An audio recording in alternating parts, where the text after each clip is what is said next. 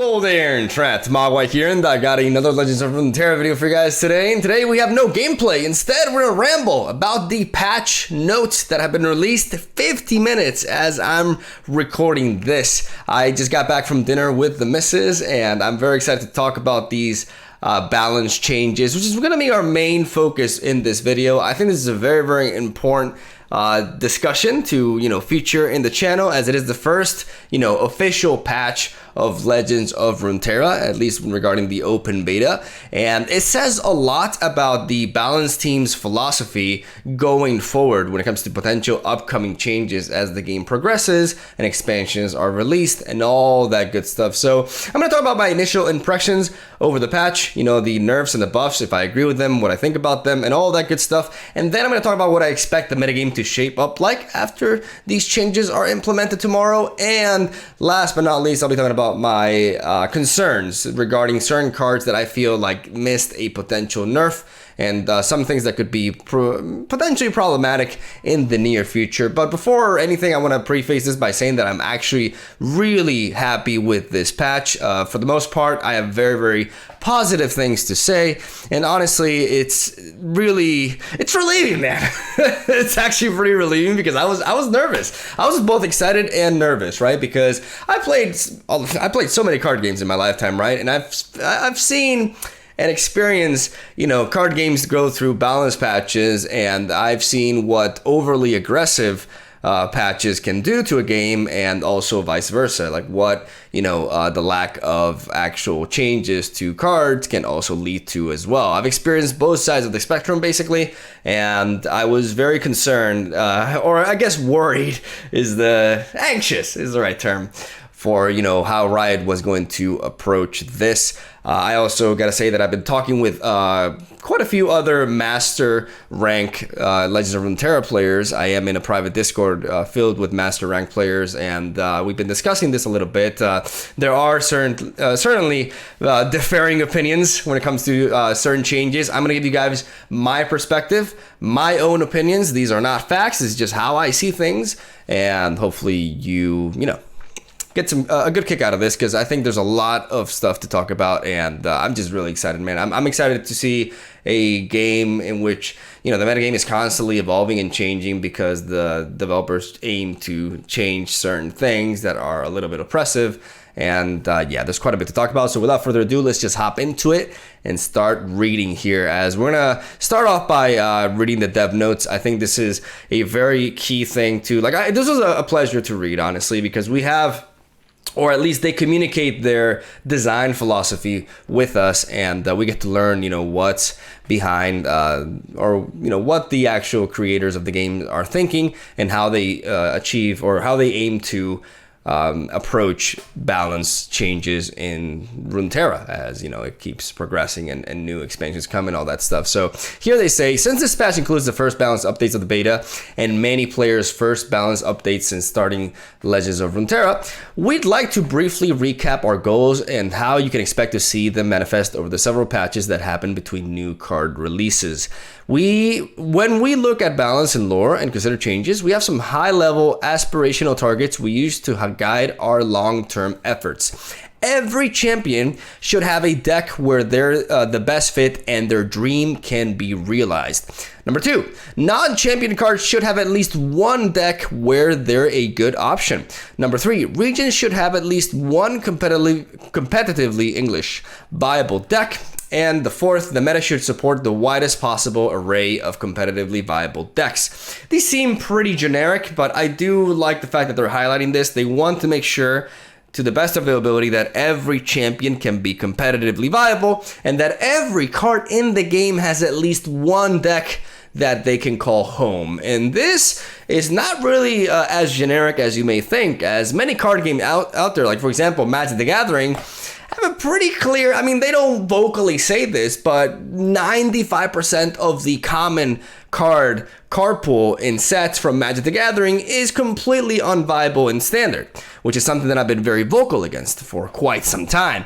And to see them say that they want every single card to have some potential viability in at least one deck is quite the statement to go through. So I appreciate, you know, their openness and honestly their ambition regarding these, you know, terms that they listed here. While buffing cards in pursuit of these targets is the fun part, we also power down cards when necessary. When we do, we want to avoid over nerfs. I really like this. Cards and their archetypes decks should remain playable, as well as minimize collateral damage to cards or decks that aren't the actual target of a given change. We fully plan to monitor changes rather than drop them and forget, and will make further tweaks in future patches as needed. Also very important. This means that because there are certain nerfs to, for example, Ionia, stuff like Yasuo can receive collateral damage from that. Even though he was not targeted directly, a lot of the cards that could potentially support archetypes of his are nerfed, therefore he loses power as well. It's important, like it's kind of like a domino effect, right? Like if you tackle one card and change it, that if it's a relevant card in the meta, it can have very heavy implications regarding everything that surrounds it. Not even the decks that are built around it, but also other decks that may have been a bit oppressed by that card. So while a lot of us really like to see a bunch of changes happen, I have seen this be a problem for card game balance in the past, as when you overly nerf a bunch of different cards, the domino effect gets a little bit out of control, and all of a sudden not only are certain archetypes just completely unviable, all of a sudden other archetypes that were somewhat oppressed run loose, and it can lead to an even worse metagame than before. This is why balancing a card game is actually much more difficult than it seems at first, especially from an outsider perspective. And I like that they acknowledge, you know, how they have to be really, really, you know, careful with these decisions. And I like the way they're saying this. Basically, I like that they're aware of this, and they're also very vocal about it to make sure, you know, because that's one of the concerns that a lot of many of the, you know, other master ranked Legends of Runeterra players have voiced, at least the ones that I've personally spoken to, right? So it's neat to them. It's neat for them to, you know, be very clear about this. Additionally, we plan to approach balance with a seasonal mindset, adjusting our methods as the meta goes through different stages between sets of new cards. Once we're out of beta and go into regular cadence of releasing new sets, it should look something like this. New set of cards released, then a first balance patch, mostly medium-sized number changes based on our early sense of outliers, then the second balance patch, with significant updates to underutilized cards, and the main patch where you can expect any major champion updates. The third balance patch will have a limited number of changes to stabilize any meta issues, and then the next set of cards is released. I love that they have a very clear, and they word it in a very concise way, a clear plan for the time between each expansion release. They know exactly they're going to be doing 3 balance patches, how these balance patches are going to be, you know, played out, and how they're going to keep doing this until the new set is released. This is really key, guys, to make sure that the metagame never really becomes stale. This is very, very important. The fact that they are, you know,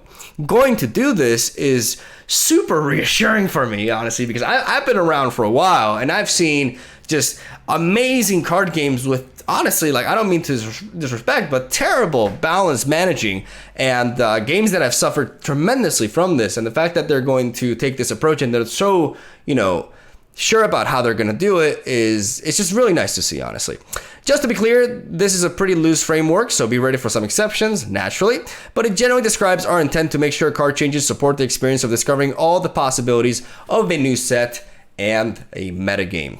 So, on, you know, having that said, we spent a little bit of time on this, but I felt like it's the first patch, and I really liked this first, you know, portion of the notes, and I really wanted to emphasize how much I appreciated that, and how excited it makes me for the future of balance regarding this game. So let's hop onto the actual buffs and nerfs, and let's talk a little bit about them, shall we? How are we doing here? 9 minutes. Okay, let's try to not make this overly long. So, card updates. First of all, Champion Lux receives a buff. She goes from a 3-4 to a 4-5, and thus when she levels up, she becomes a 5-6 instead of a 4-5. So they say Lux's weaker stat line made it a little bit too difficult to utilize her as a linchpin. Build around me card. Buffing her stats will help her ability to both stick around as an engine and act as a meaningful threat on her own. Minor change, but pretty impactful one at that. I'm personally a big fan of this, as I've been really enjoying Lux as of late. I've been playing a lot of Heimerdinger and Lux Piltover Demacia spell control, and I really like Lux as a card, and I think this stat line change can have some significant impact on the way the game plays out, as Lux can trade into certain units much better and apply pressure with 5 attack once she has leveled up, which I think is a pretty big deal. I like this change, honestly. It's nothing more to say about it, but I'm a big fan, and I'm excited to play around with more Lux in the future. Let's move on to one I'm pretty sure a lot of you are pretty excited about. Yasuo got buffed, ladies and gentlemen, and I think this is a really good call. As you can see, his level up requirement is easier to achieve now. You have to stun or recall 5 units instead of 6. And the reasoning right here says, while testing Ione changes internally, we found that Yasuo was catching collateral damage. They mentioned this earlier. From changes aimed at elusive and hand buff decks, Inspiring Mentor was one of the best cards to utilize while leveling up Yasuo. As you can, not only to buff Yasuo, but Inspiring Mentor with the Navari Conspirator is a great way to, get those recall requirements for Yasuo to get the level up, right? So because this has been nerfed, we will be checking it out shortly, it, indirectly affected Yasuo's potential, and they opted to buff him in answer to that. And that's basically the idea. And together with Deny would provide privileged protection. We also found Yasuo often difficult to level up in expeditions, especially when not paired with Noxus, which is very true. There's, like, most of the stuns, like the actual viable stuns, or just stuns in general, are in Noxus, so it can be really difficult to actually make Yasuo viable outside of an Ionia Noxus combination. Yasuo is still pretty limited. I don't really think the change itself is going to affect Yasuo's viability much at all. I think it's the actual change to cards like Deny, which we'll see very shortly, and overall the change to the metagame. It's going to potentially enable Yasuo to actually shine. I think Yasuo has a surprisingly good match against Heimerdinger decks, which I believe will see an uprise after this patch, as his ability enables you to pick off the turrets and, potentially finish off Heimerdinger as well. And I think Yasuo will actually find some good viability in the upcoming metagame, which he has been, otherwise pretty lackluster up until now. So it's a case of, like, yeah, the buff is nice. I don't think it's super relevant. It's always neat, it's definitely a good thing. But it's more so everything else that got changed that may end up in, having Yasuo be pretty relevant, which would be nice, because I do really like this champion. So I expect some Yasuo videos coming soon, as we'll be trying him out in his new form. So the next one is, these are the only 2 champions changed. We're going to move on to followers and spells. First one is back-to-back. It got nerfed from 5 cost to 6 cost.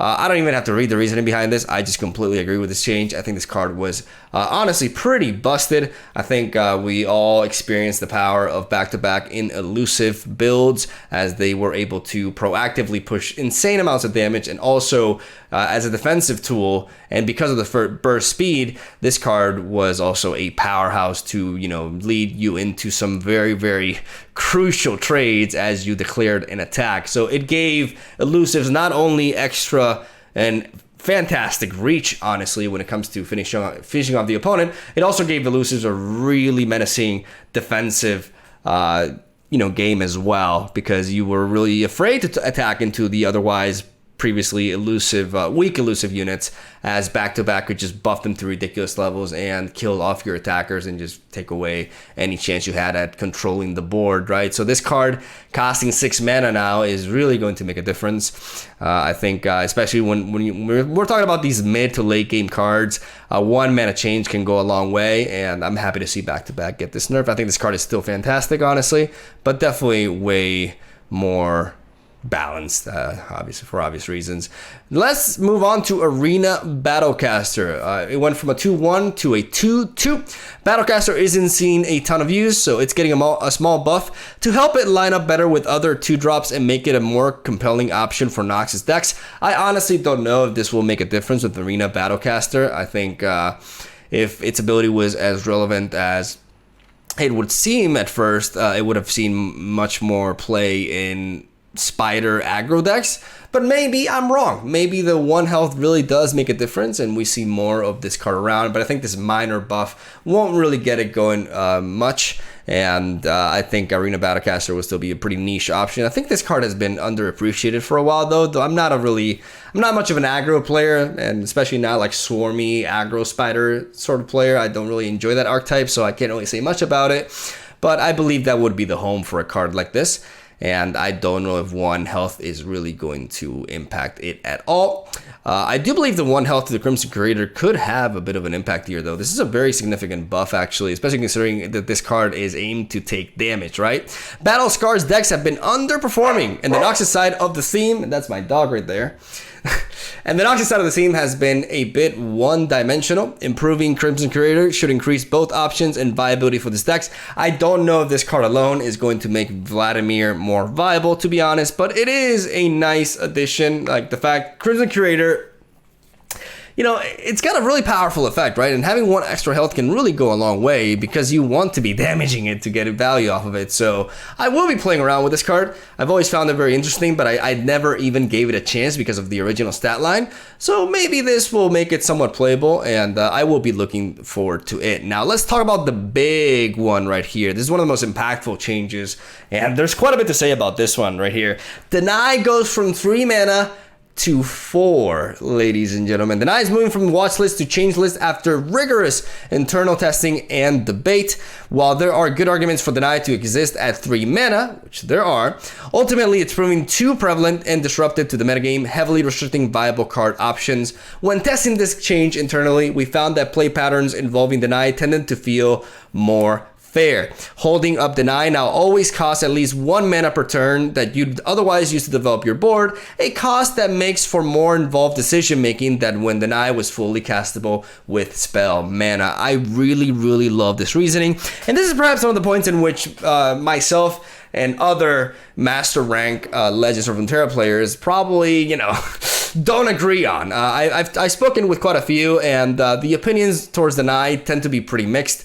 I know quite a few players who, you know, are very experienced and they're very good at the game and they know what they're talking about, and they hate this change. They think that Deny was overall good for the metagame and that this will make Deny overall unplayable and that it will lead to very bad things. Caca things. I disagree. I think this change is fantastic, and I'm going to explain why. Even though I think they give a really good explanation, I think Deny was overall a very oppressive card, because one of the arguments that a lot of players, especially high-level players, give out for Deny, at least in defense of it, is that it was losing a bit of usage, at least at the higher ranks. And this was because, you know, a lot of high top tier decks were actually only running maybe 1 or 2 copies of it. And those, you know, we're talking about Ionia decks, right?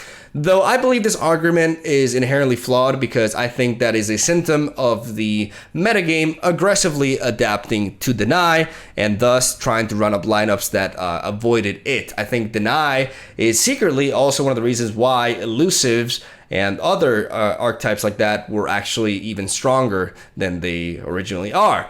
And what I mean by this is because Elusives really benefit from burst power-up cards such as back-to-back and all sort of burst spells that you know, buff up stats and thus ignore Deny. Because of how aggressively the metagame revolved around this card and how decks adapted to it and searched for more, you know, strategies that revolved around these burst speed spells, Deny had, you know, some bad matchups. Some people were very teched against it and have very few spells that actually were affected by it, and thus it did drop a little bit in usage in the higher ranks. But this is only a testament to how oppressive Deny really is. There's so many strategies out there, even Yasuo included, that were very oppressed by the existence of this card. High cost spells that are slow or fast speed see little to no play whatsoever because of Deny being prevalent. And even though people may be running less Denies at higher ranks, there's still the threat of running into somebody who is running a full set of Deny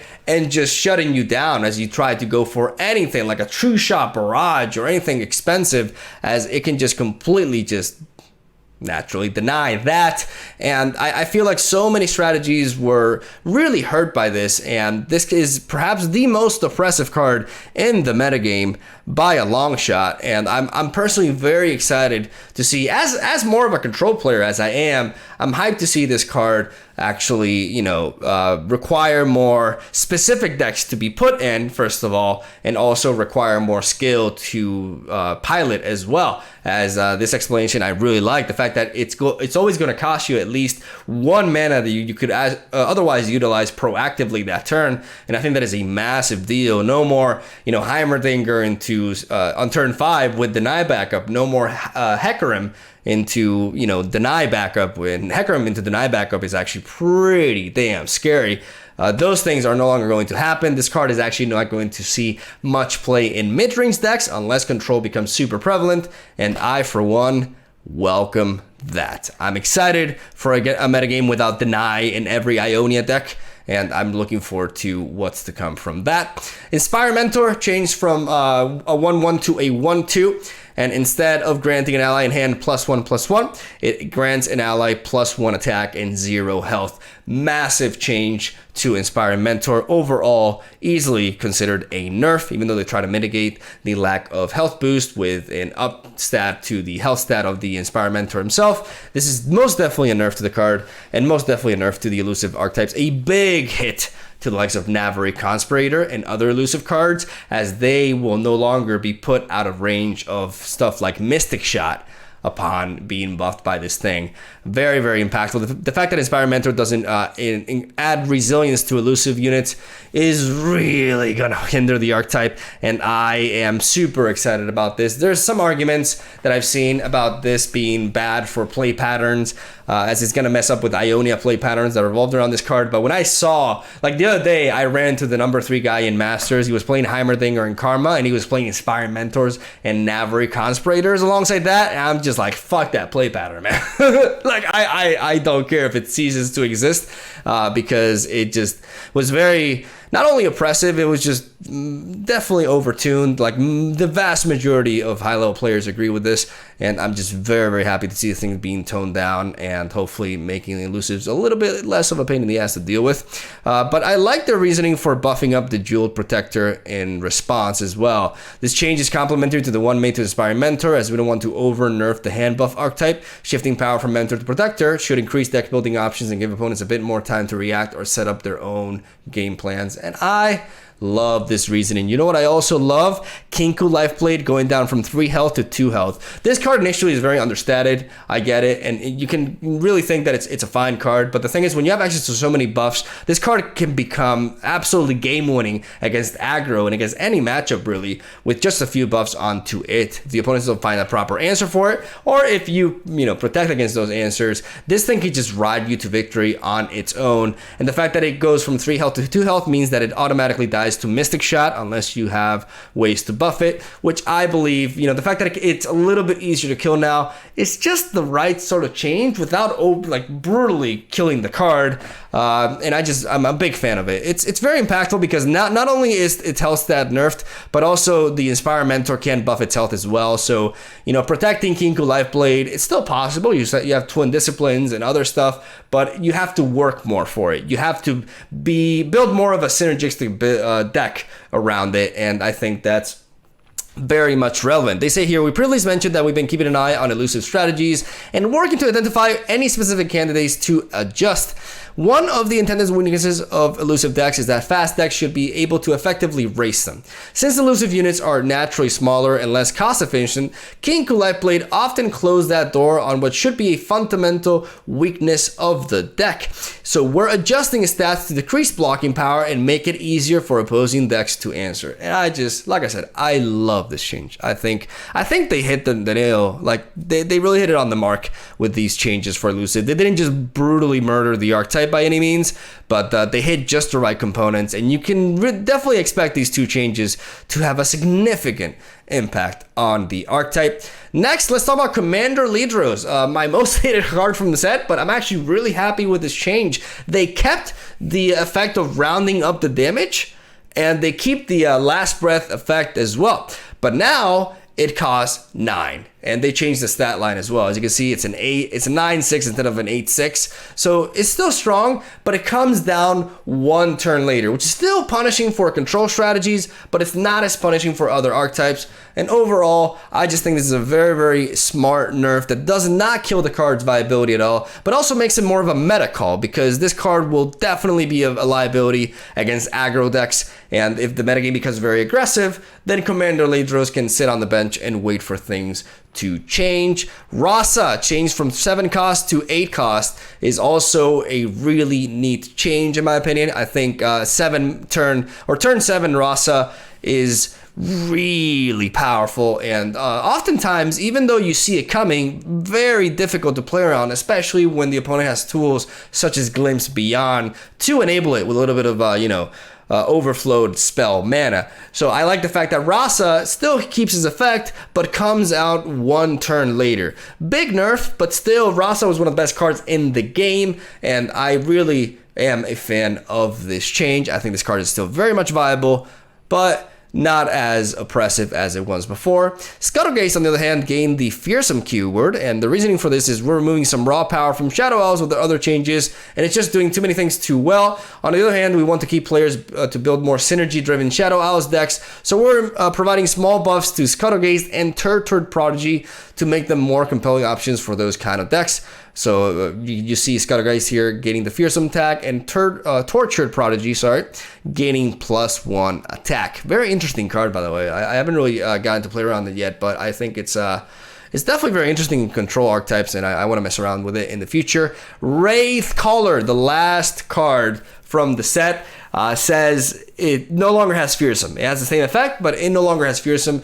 Massive, massive change, but still does not really affect the viability of this card by any means. I think this is still a very strong option for Shadow Owls, but hopefully it'll be a little bit less nutty, because when Shadow Owls go with the turn 2 Mace Wraith and then drop the turn 4 Wraith Caller, it can be pretty overwhelming, right? And they talk about Fearsome right here, the watch list. They say Fearsome lore is built around a central pattern of interactive, interesting combats. One of the reasons we're keeping an eye on elusive decks and ultimately made some changes is that when firing on all cylinders, they removed much of that interactivity. A lot of people complain about this. In large concentrations, Fearsome can have a similar impact. Once it becomes very difficult to block, the points of interaction shrink, and a lot of the interesting back and forth in the games disappear. For now, we think the changes in the patch plus some existing tools provide enough counter pressure on Fearsome, but we'll be keeping an eye on those units and their supporting cards. And then regarding control,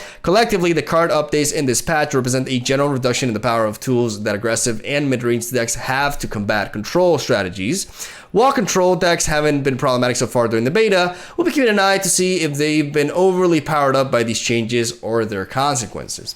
I really like the fact that they talk about certain things that they haven't really tackled on completely, but that they know could potentially become a problem. So like I said, my overall impression of these changes is really positive. I honestly like the vast majority of them, and the ones that I don't like is not because I think they're incorrect, it's just because I don't think they're enough to really make the cards viable. But overall, I like the subtle approach. I like them not overdoing it, because again, the domino sort of effect. And I think this is very promising. But let's talk about what I don't like. And what I don't like mainly revolves around things that I feel should have been looked at and potentially nerfed, because they're not even mentioned in the watch list. And one of the main things here are 2 more Shadow Owls cards. You may think, well, they already nerfed Shadow Owls enough. They really didn't. They took a Commander Ladros, Rasa a little bit as well, but that's basically it. And of course the Wraith Caller.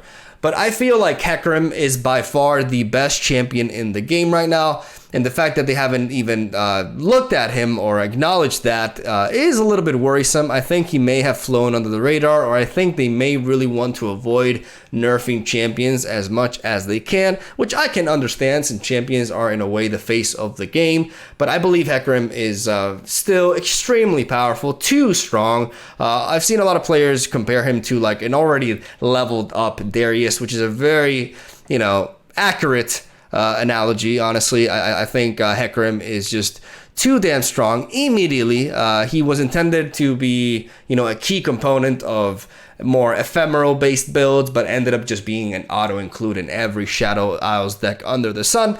And I really hope that they potentially nerf him in the future, because I do believe that Hecarim will eventually, I mean already does, but should eventually be nerfed for the sake of the game. I also think Mark of the Isles is a big problem. I think that card is a bit ridiculous when it comes to the amount of stats that it provides for just 1 mana. Yeah, the ephemeral tag is a downside, but when it comes to, you know, when you think about the decks that card comes in, they tend to be pretty aggressive, right? Like fearsome decks love Mark of the Owls. I'm gonna Mystic Shot a 3/2 fearsome, Mark of the Owls, and I push 3 extra damage, ignore your removal, and just bash your head in. And I feel like those 2 cards, I would also argue for Glimpse Beyond to be 3 mana instead of 2, but I can live with Glimpse staying as it is. But I do feel like Hecarim and Mark of the Owls should have been included on this list, and I think that was the biggest thing they missed. I'm also, this is gonna come off pretty trolly, but I'm also pretty concerned about something that I think they also missed entirely. And I've spoken about this with a lot of other players, and we actually pretty much all of us agree on this, and that is the fear of Elnux, man. Honestly, it's real. The threat of Elnux is real. Elnux really flew under the radar for, you know, a long time, and these past few days they've been kind of getting out of control. And I think they can fit so many decks, man. Like, we've seen the Ezreal combo deck run the Elnux package and just benefit so much from it. I think Troop of Elnux is a pretty ridiculous card. It can, and it's also like the worst embodiment of RNG in Legends of Runeterra right now, because there's some games in which it's gonna be a 5 mana 3/3, and there's other games in which it's gonna just vomit a shitload of stats and make Hecarim look like a little schoolgirl. Like it's actually crazy. Like, if you think about it, Elnux for 5 a 3/3 spawning 2 4/5s is already mind-blowingly powerful, right? And that's not that crazy of an outcome, considering you're looking at 1/4 of the top of your deck. 10 cards out of 40, that's a big number, man. And I feel like a lot of decks may start including these Elnux, even control decks even, and just kind of like completely destroying other sort of mid-rangey builds. And I'm afraid for Elnux and the future of that. And like I said, it may seem silly right now. A lot of you may be thinking, what is Elnux really? Just wait, you wait. Like, just wait like a couple of weeks and we'll talk. We'll see how crazy those things get. I really do think that it may reach a point in which they require like an emergency nerf or something, because I just don't think Troop of Elnux is a well-designed card, honestly, and I think it could be very, very problematic, potentially more problematic than Shadow Owls and Elusives have ever been, which is a big statement to make, but that is what I firmly believe right now, and that is the main concern that I have. Regarding the metagame that we can expect after, you know, these changes, I definitely do believe Control is going to be more powerful. I think Heimerdinger is going to be very prevalent, and I'm looking forward to it, because I believe Control does have, you know, quite a series of counters right now, and my favorite one being the Teemo Bat Trip deck. In case you guys haven't checked out that video, check it out. It's one of my favorite decks ever, and I think that deck has a really good matchup against Heimerdinger and Ezreal-based decks. So, you know, I'm okay with Control taking the reins for a little bit, because I believe people will be able to adapt, and I think it'll only be a temporary thing, as I think we can expect the metagame to develop quite a bit from this point onward. So that's basically what I think about the patch. I spoke, you know, I rambled for quite a while.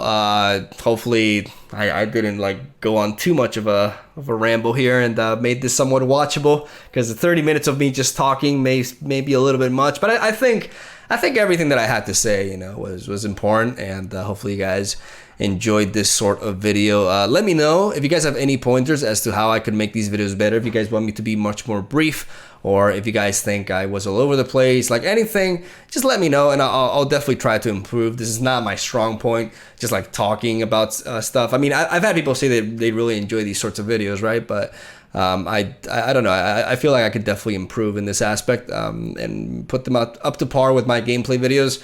But like I said, I had a lot to say, And hopefully I made my message somewhat concise and understandable, and you guys enjoy the video and all that stuff. So let me know what you guys think about the patch and the changes and all that. What you guys think missed a potential nerf. What do you feel about the Elnuks? And how do you think Shadow Owls will place after this? I still think Shadow Owls is going to be the best region. I don't think it got hit enough, but it's definitely, I definitely really like their approach towards these nerfs. I like that they're not overdoing it. They're not killing any archetype. I've seen a lot of card games in the past just obliterate cards in balance patches because of people's complaints. And I like this more meticulous, you know, cautious sort of approach at it. I definitely do appreciate it. Also, shout outs to 60 frames per second. We fucking made it. And all these other changes, which you guys can read right here. Just overall fantastic patch. Very happy with the majority of it. And good shit, you know, really excited for what's to come. And we'll definitely be jumping on the Yasuo bandwagon pretty damn soon. So I'll see you guys in tomorrow's stream, in case you're wondering. And that's all I gotta say. Have a solid day. Thank you for watching. Stay tuned for daily Legends of Runeterra content. Subscribe for free content, because free is good. I'll see you guys tomorrow.